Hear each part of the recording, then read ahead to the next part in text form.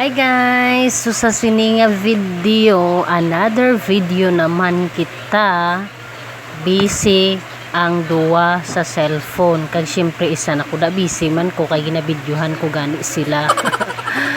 Kay ining ako nga agot ng hulam gid sa cellphone kay papa niya kay matiktok sa gani kuno danay bag-o maglakat si papa niya kay may 30 minutes pa man. So nag-idlip danay si papa niya kadali. So tapos nasasangki-ay ipakita niya na kay papa niya kung okay na. So nagambal si papa niya, o sige i-post na.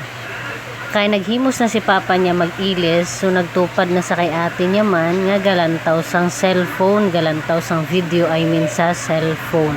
So gahimos na si papa para mag-duty. So ako nagbangon naman kay syempre mag-video kay para may pang-post charot. So hindi na siya diri man niyapon kay didto na sa magtig-ang sa iya ginadutihan kay may rice cooker na to sa kagadala na to sa sang bugas.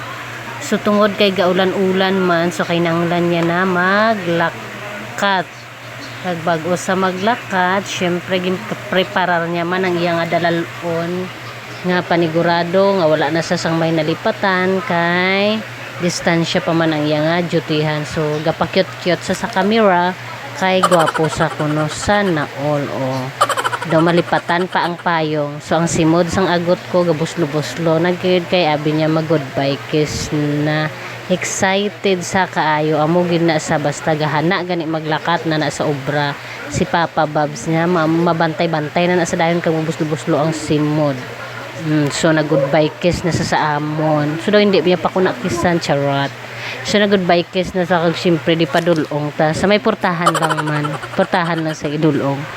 Nan, so sana all sweet, pero thank you permi sa pagpalangga sa amon. So hasta na lang diri liwat ang akon nga video guys. Salamat liwat sa inyo tanan sa pagsuporta. Bye.